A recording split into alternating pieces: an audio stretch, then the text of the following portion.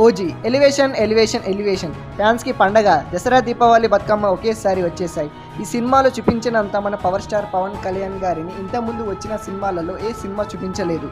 Title cards ఉంటుంది, ఇంతవరకు ఎప్పుడు చూడలేదు. చాలా కొత్తగా చూపించారు.